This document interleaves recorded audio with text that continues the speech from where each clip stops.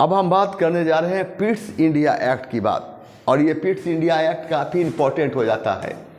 और 1784 का Pitt's India act अब है कि रेगुलेटिंग एक्ट में व्याप्त खामी को दूर करने के लिए, रेगुलेटिंग एक्ट में व्याप्त खामी को दूर करने के लिए ब्रिटिश प्रधानमंत्री पिट्स ने 1784 ईस्वी में जो एक्ट पारित किया, इसे हम पिट्स इंडिया एक्ट के नाम जानते हैं।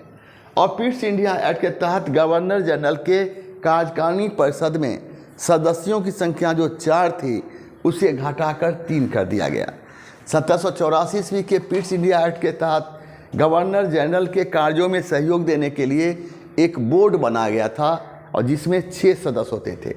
इस बोर्ड के निर्णय के बगैर गवर्नर जनरल अब किसी राजा के राज पर आक्रमण नहीं कर सकता था। इस बोर्ड के निर्णय के बगैर गवर्नर जनरल एक राजा को दूसरे राजा के विरुद्ध सहायता नहीं दे सकता था। 1784 के पिट्स इंडिया एक्ट की सबसे महत्वपूर्ण बात यह थी, इस एक्ट के तहत मद्रास एवं मुंबई के गवर्नर को बंगाल के गवर्नर जनरल के अधीन कर दिया गया था।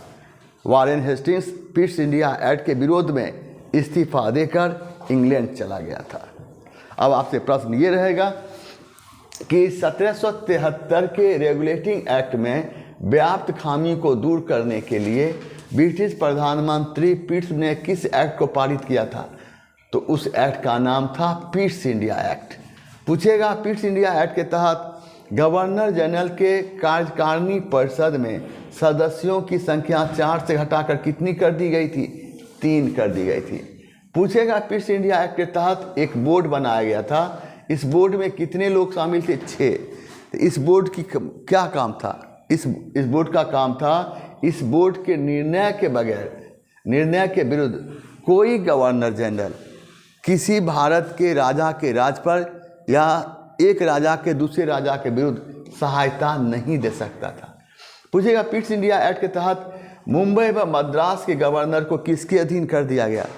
तो बंगाल के गवर्नर जनरल के अधीन कर दिया गया।